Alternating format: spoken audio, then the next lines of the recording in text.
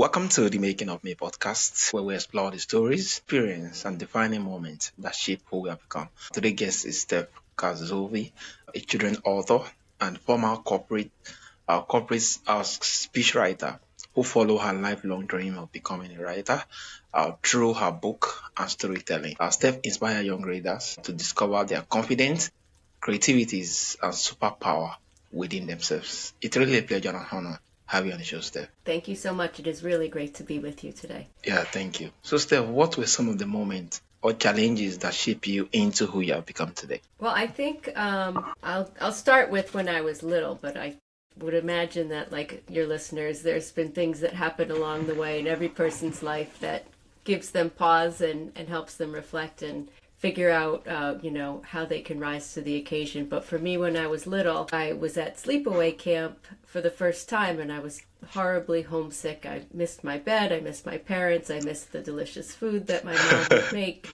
And frankly, I wish that I had handled the experience better than I did. I wasn't really open to trying new things, and I wasn't very friendly. And I didn't let my personality shine through. And so when I left camp, I realized I needed to sort of become a little bit of a more outgoing person, be less shy, be less introverted. And I wish I had done that when I was still at the sleepaway camp, but coming back from it, that was kind of like the big aha moment from my childhood of, if you want to make friends with people that haven't known you your whole life, you need to do something that will put yourself out there. And so that was the inspiration of my first book, Hurricamp, and that launched the series of books, which are called Camp Hillside series, and I'm almost done with my third book in that. But, just that's one blip in my life of something that really made me think of what I need to do differently to be the person that I wanted to be. I have a bunch more examples, but I'll stop there for a second. Yeah, amazing, amazing. Especially when you make reference of, if you actually want to connect with those who were normal, like how did you actually grow up with you, then you have to do something different you haven't done before. Yeah, amazing. Also, Steph, you once said that in third grade that you actually wanted to become an author. What was it about writing that captured your imagination at such a young age? Well, I'll tell you, you don't know me well yet, but I'm a bit of a planner and I like to be organized. So I joke that I was planning my life ever since I was, a little girl and 8 or 9 years old. But the truth is, I have always loved writing, and when I was in school, my teachers recognized that I had a talent for it, I had a passion for it, and so they really encouraged me in a way that, maybe if I hadn't received such positive feedback, I wouldn't have been so focused on putting that as a goal in my life. But, the practical side of me and the planner side of me realized that I couldn't just go out into the world when I finished school and become an author. Truth of the matter is I didn't have a lot of experience other than, taking classes and, just being a student. So I think having worked in the professional environment for many, many years really helped prepare me to ultimately become the author that I said I wanted to be back when I was in third grade. So I think it was a combination of passion, planning, and just preparing myself as I went through life and figured out how I could accomplish this goal. Maybe not as soon as I would have liked in my young self's mind, but ultimately I think I came out at the right spot at the right time. Yeah, amazing. Thank you for sharing. So you studied law and even in bar admission, but eventually choose a different path. What led you to realize that practicing law wasn't your true calling? Well, first of all, I don't like to argue.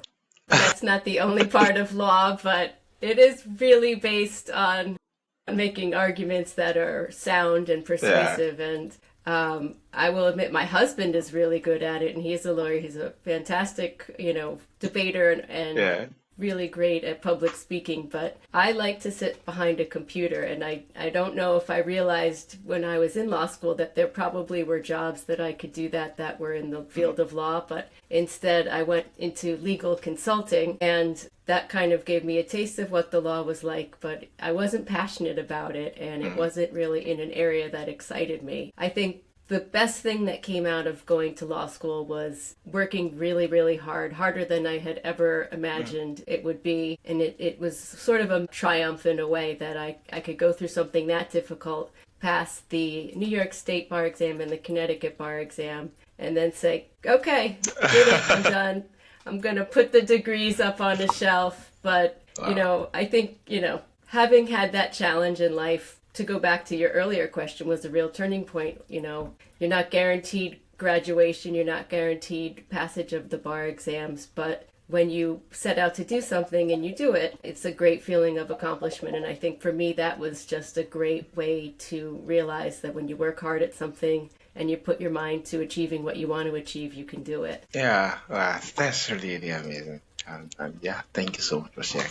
And the fact that you actually went through a whole lot of regiments that is an int just speak volumes. That actually gets to kind of speak volume, being that you have gone through this particular tough parts. We simply Mm-hmm. mean looking at other things, you're like, which this is not as difficult as ballot compared to yeah. I really say, come just yeah, that's amazing. So you spent many years as a speechwriter and communication consultant before becoming a children's author. What lessons from that career help shape your writings today? I think that's a great question. The way I would start by answering it is that as a speechwriter, I was writing in the voice of somebody else. The gentleman that I worked for was a very senior executive at a company called Deloitte. And if, for those of you that don't know, it's a huge accounting, consulting, advisory, tax firm that's globally known. And the person that I supported was a very senior executive, and he was also quite older than me. He was from a different part of the country and had a different heritage than me. So it was really the ability to put myself in his shoes and imagine how he might think about something, how he might say something. And then not only taking how I could adapt his voice to be able to reflect what he wanted to say, but also to think about how I could connect his voice that's authentic with the audience. And as a writer that now writes for children, that was a fantastic training ground because I had instant feedback to see whether what I wrote for Yeah. him was working in a group of very important, intelligent people. And trying to make it interesting, trying to teach a lesson, trying to make it funny, trying to tell stories. And it was really a fantastic experience. And I will say that when I first got the job, I'm pretty sure I wasn't qualified for it. But because I had a law degree and I had Yeah. a strong sense of, confidence that I could do the job, I think that's probably why they took a chance on me. Going back in time, I'm pretty sure that, just on paper alone, maybe I shouldn't have been hired, but I'm grateful that I was, and I'm glad that it worked out, and I was with him for over a decade, so I think I Wow. must have done a good enough job. But I think just having that experience really prepared me for understanding how to write for different audiences, how to make words come alive on a page, and in his case he was delivering them to an audience, or I was writing it to persuade people in written form. But ultimately writing professionally really sort of helped ground me Yeah. for how I could write creatively in the future. So it was a Wow. fantastic experience, and I'm so glad that I had that opportunity. Yeah. Amazing. So leaving a stable corporate career out to pursue creative writings can be a big leap. What gave you the courage to follow that path? Yeah, I'm not sure if I actually had the courage and I, went with it, but I think for me, when I left working at Deloitte, I had two young sons at the time, and I wanted to be home with them and have a really big part in raising them because my husband works a lot, and so it's hard to be always present when you have a lot of competing obligations. And so that was one big demand that I thought was important. But on the other hand, there was this burning desire that I wanted to do something that would help make the world a better place. However big or strong an impact I can make with my books, I think that was the motivation that I needed. Again, going back to being determined, having worked in a professional setting and doing writing for my entire career, I decided I'll see how it goes. And Yeah. if it doesn't work out, I'll figure something else out. But, here I am onto my third book. And, it's always a great challenge to take an opportunity that when life is at a crossroads for you, you can continue to move forward rather than to go backward or to stand still. And so hopefully I continue to move forward every day. Yeah. Amazing. Thank you. So this is really amazing. Being that. Yeah, circumstance actually more like force you to start rethinking that. Yeah, what could I do different? Yeah. Yeah, that it's really amazing. So, as a parent of two boys, how has motherhood influenced the way you write? and the message you share through your story. Well, having two children, as anyone knows, having any children or any pets is quite a humbling Yeah. experience, and you realize that the world doesn't just revolve around what you want, it revolves around the people that rely on you, the people that need you. And for me, I think having two boys, it's the importance of setting an example for them of what you can accomplish, what you can do. For me, I would imagine they don't see what I do all day. They, just come home and the house has folded laundry, dinner ready, things are clean and tidy, and they don't realize that I can do that as well as be a writer professionally. So it's a great balancing act that I like to think I pull off effortlessly and seamlessly. But it's interesting because having boys that are a little bit older now than the target audience of my book, which is around 8 to 12-year-olds, it used to be that I could rip things from their lives and put it in my book, and I actually still do that, but I don't want them to know it. They are a great inspiration to a lot of elements of plots and different personality traits of characters and the people that they're friends with or the people in their orbit. So they're amazing for not only inspiration, but also a goldmine of creative material. So, I don't know what I'll do when they become really older, but for now it's fantastic. And I just love to be able to see how their experience is as a child, compare it to mine and say, oh, you have it so amazingly much better than I did. Yeah. But I'm Yeah, happy for them. They don't appreciate it yet, but they will. Yeah, thank you so much for sharing. So you often talk about using humor, warmth, and storytelling to connect with people. Why do you believe storytelling is such a powerful ways to teach life lessons? I think that, the world is a really serious place, and the more that you can find elements of humor and bright spots and things to smile about, the better. I think there's a lot of different levels, but I think the better off we are, the more we can laugh. And especially with literature, you get to have a snapshot into a different world perhaps than your own, or maybe you get to see a reflection back of the things that you're experiencing. And that's sort of what I try to tackle when I write books for young kids, because it's tough, being a kid at any age, but adolescence is such a short period of time. If you think about it, 0 to 18 goes by quite quickly. And then if you're lucky enough to live later in life, into your 70s, you've got 50 more years of existence. And so the better I can make somebody's life in those early years and inspire them, or to just make them smile, I feel like I'll have accomplished something in life. And so that's really kind of my main goal for why I do what I do. And it also makes me laugh when I see something that I've written. I'm like, that's actually really funny. Good for me. That was lovely. I think it's the fact that you can actually look at your work and get to appreciate life more. And I think it's really lovely being that, life is difficult, and even doing life is difficult. There should be a moment where you get to kind of read story. It might be anime stuff, but just depict what life is in a humorous way that make you more like laugh over it, and being able to kind of be full with more energy to take one day at a time, owing to your draw inspiration from work. Yeah, it's really amazing. Exactly. Uh, what do you hope children and adults take away from reading your book? Well, I think, there's a lot of things that I would love for people to take away from my work, but I think when it comes to children especially, it's that having confidence, even if you don't realize that you have it, but it's there deep down inside, you just need to get to it when you need it. It's an amazing superpower to have, and we all have it in some form, and just being able to tap into that is just something amazing that you can use whatever it is you're challenged by, whatever it is you're facing that may be a difficult situation, and just keeping that movement forward because of that self-confidence that you have is so wonderful. And that's what many of the characters, at least the main character in my book and her friends, often have as one of their driving forces. And as for adults, I think honestly it's the same thing. Much of the themes that I write about in my books apply to not only children but also to adults. And life is all about relationships, is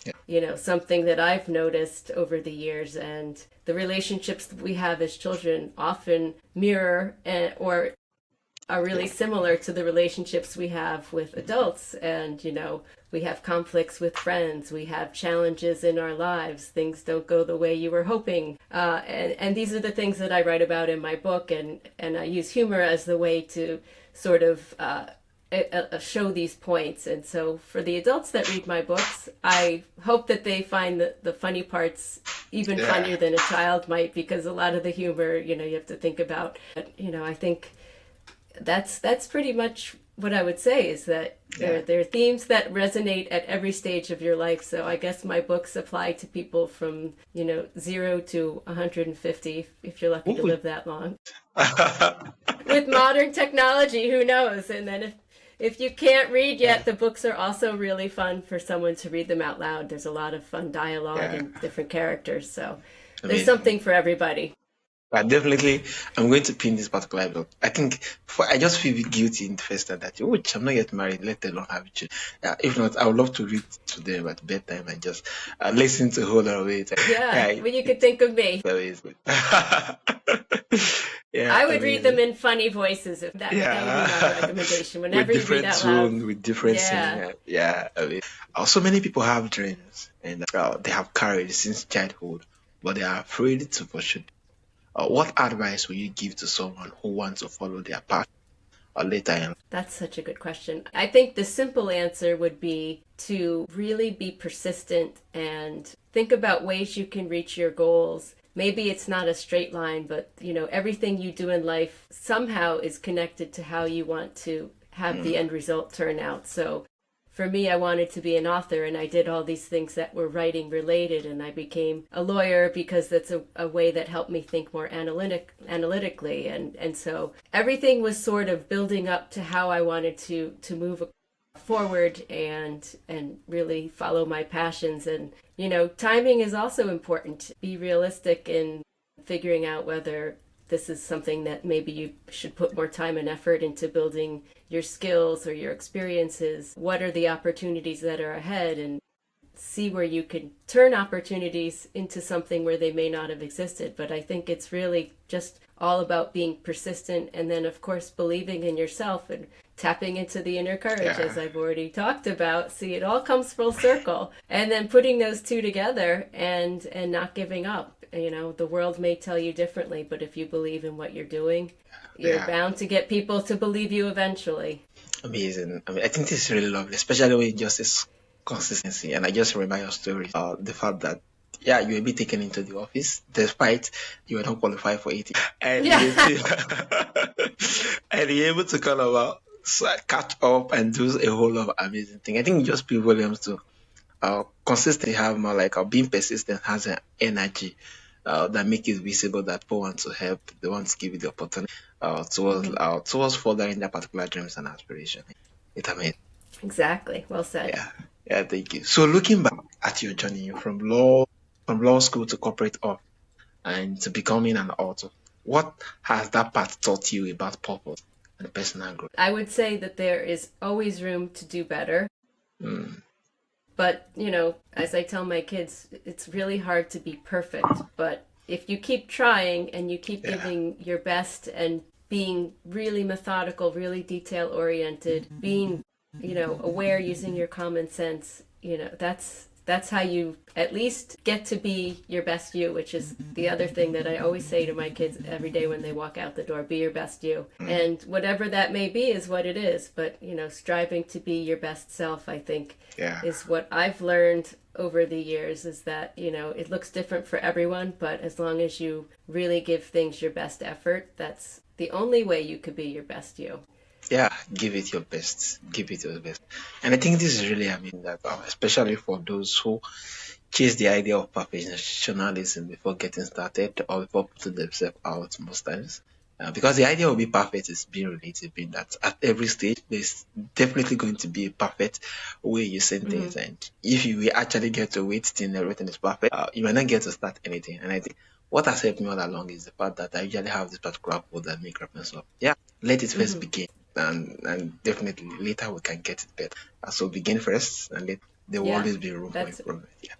And it's That, really amazing sharing your a whole lot of stuff in respect of this. Yeah, it's amazing having you on the show. So, Steph, for my audience who would love to reach out to you, read your book, or actually more like learn more from you, type more inspiration, how can they reach out to you and where's the best place? well, I have a website, www.stephkatzovi.com. It's Steph with a PH and Yeah, Katzovi. I also have some blogs that I write on my webpage, which are great stories that I think I share, or yeah, hopefully they're great stories. I'm a little biased, but they're stories that I share about my childhood and the life lessons I've learned, as well as a blog from the main character of my book. Her name is called Noodle Newman, and she writes a blog, although the she I put in quotes because it's really me.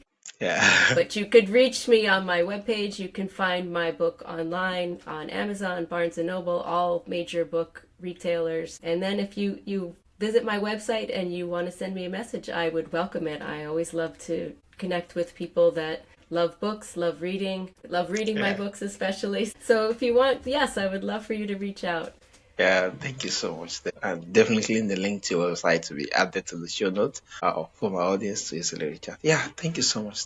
You just remind us that dreams we had as children never truly leave us. They simply wait for the right moment to be rediscovered. Your journey just show us that courage, creativity, and authenticity can lead us back to that passion that we always meant for us. Yeah, it's really a pleasure and an honor to have you on the Thank show, you Steph. so much. Your questions were fantastic, and the way you were able to summarize things in a much better way than I said them was even better.